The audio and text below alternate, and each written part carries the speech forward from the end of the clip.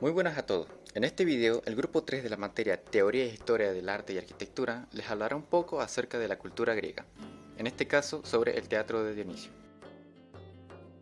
Primeramente, hablaremos sobre qué es el teatro. El teatro es una rama de las artes escénicas que consiste en la actuación de historias en frente del público, usando para estos fines el habla, gestos, la mímica, la danza y otros elementos. Este arte fue creado por los griegos a mediados del siglo VI a.C. y surge de las celebraciones festivas en torno a Dionisio, celebraciones en las que un coro canta y danza en honor al dios, recordando su muerte y resurrección. Este canto primitivo era el ditirambo y fue precursor de la tragedia. Pero a todo esto, ¿quién era Dionisio? Dionisio fue otro niño nacido de uno de los muchos asuntos de Zeus. Sin embargo, su nacimiento fue inusual, incluso para los estándares míticos. La esposa celosa de Zeus, llamada Hera, había engañado a la amante embarazada de Zeus para que accidentalmente muera, mostrándole su naturaleza divina a Semele, lo cual hizo, y Semele murió en el acto. Sin embargo, afortunadamente, Zeus salvó al bebé de su vientre cortando su propio muslo e insertándolo en su pierna, donde llevó al bebé para su gestación. Una vez nacido, Zeus envió a Dionisio a vivir con las criaturas mitad cabra y mitad humanas, llamadas sátiros. Cuando creció, descubrió la vid y enseñó a otros cómo hacer vino. Por lo tanto, se le conoció como el dios del vino. Ahora que sabemos qué es el teatro y quién fue Dionisio, les explicaremos la obra que nos trae aquí. El teatro de Dionisio fue el mayor teatro de la antigua Grecia. Era un edificio público con forma ultracircular adaptado a una pendiente, aprovechando el ángulo del terreno para colocar los asientos de los espectadores. Lo curioso de este era que no tenía ninguna cubierta, era un auditorio al aire libre. El templo está situado en la parte oriental de la vertiente sur de la Acrópolis de Atenas, formando parte de los témenos de Dionisio. Este templo fue creado en el siglo VI a.C. durante el periodo arcaico, convirtiéndole en el más antiguo de todos los tiempos, es decir, que fue una de las construcciones más antiguas de maderas muy importantes hasta el año 326. Ya que finalmente se terminaron las obras para posteriormente hacerle una nueva reconstrucción completa en piedra. El Odeón de Herodes Ático y el teatro de Dionisio se comunicaban mediante un inmenso pórtico o estoa de 161,80 metros de largo y 17,65 metros de anchura, denominado pórtico o estoa de Eumene. Alrededor del año 407 a.C., la costumbre era que después de la representación se hiciera una sátira. La fachada del teatro originalmente contaba con pilares de orden jónico a los lados y de orden dórico en el centro, y el material de la fachada era de mármol travertino de la cantera del Barco, cerca de los baños de Tívoli. Los materiales que se utilizaron para esta obra fueron la arcilla, madera, piedra caliza y mármol. Los cimientos se elaboraban con piedras de menor calidad que el mármol debido a su elevado precio. Estas piezas estaban colocadas a hueso, sin mortero y con un aparejo bastante cuidado. También se le vertía una capa de mortero de cal, área que servía para proteger las capas superiores de piedra caliza del ataque de microorganismos y sustancias de carácter ácido. Este impresionante teatro se divide en tres zonas. La primera es la orquestra, donde los coros y los músicos tocaban y eran acompañados de voz y gesto dramático. La segunda era el legueion o prosquenión, era una especie de plataforma estrecha y larga con una decoración arquitectónica que se dividía en dos zonas. Por un lado el esquené o escenario donde actuaban los actores y por otro lado unas paracenias donde se colocaban los elementos de tramoya. La tercera parte es la cavea o coilón, donde se sentaban los espectadores y es la parte que más cambios ha sufrido en el tiempo. La cavea se divide en dos zonas. La primera se corresponde a las primeras filas en las que se sientan los ciudadanos ilustres y la segunda es para el resto del público. Las primeras filas tenían los asientos hechos en mármol, lo que era un privilegio puesto que era el material más cómodo que podrías encontrar en el teatro.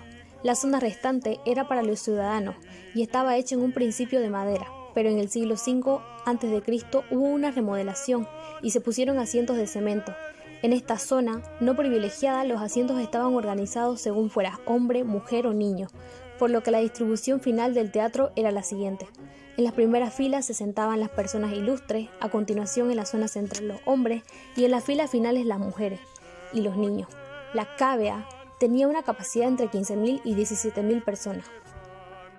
Debido a esta característica, el teatro tenía una acústica muy buena, que combinado con una pared muy alta de piedra detrás del escenario que ayudaba a reflejar la voz de los actores hacia la gradería y una zona del coro con superficie semicircular reflectante entre escenario y gradería, ayudaba a las primeras reflexiones del sonido, reforzando la voz.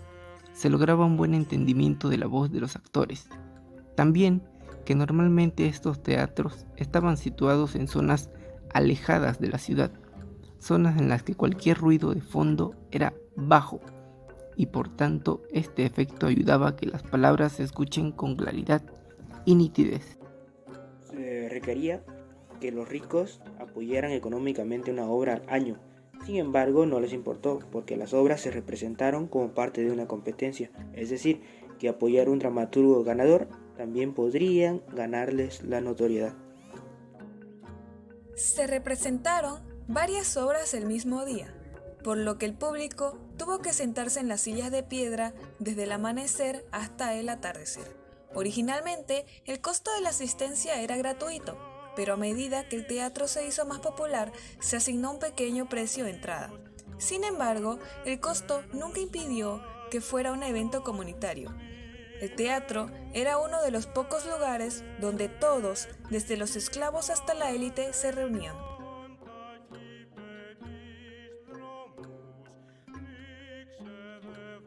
A lo largo de la historia de la antigua Grecia se desarrolló la escultura hasta casi perfeccionarla, pero poco se habla de la pintura griega, en especial de la pintura en la cerámica, que está relacionada a la obra que les presentaremos.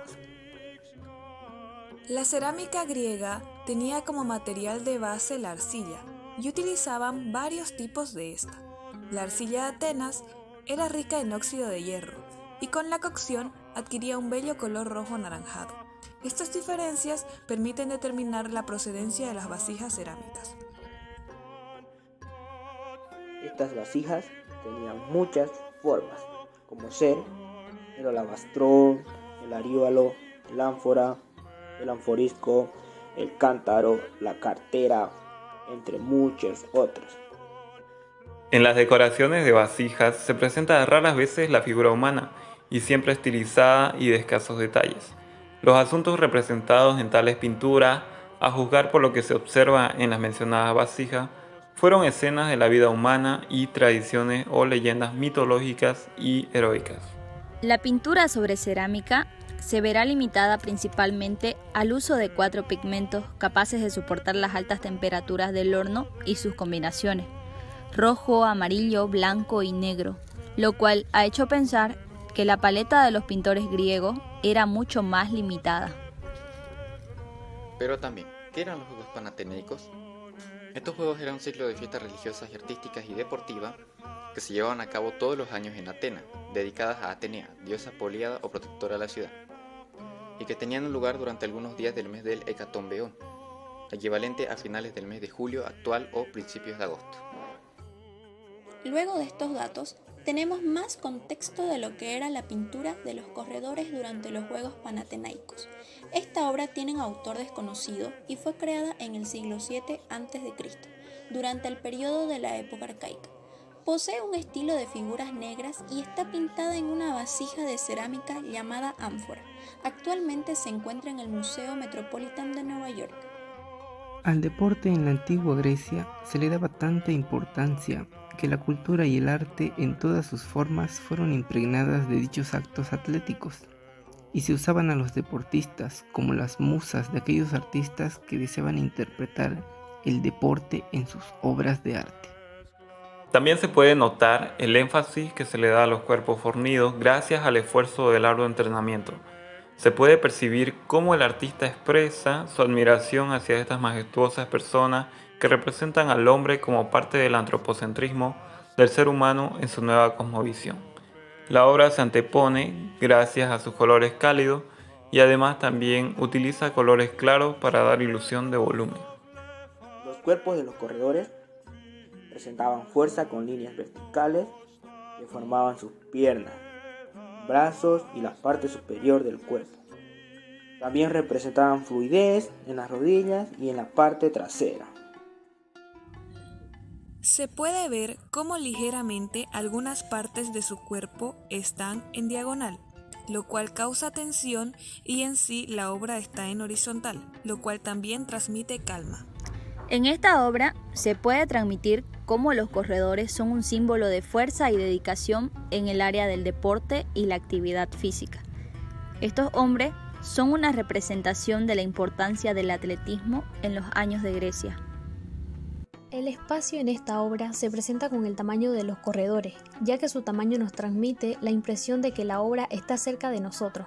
La intensidad del color y la colocación de las figuras también influye en este hecho, dándole profundidad a la obra.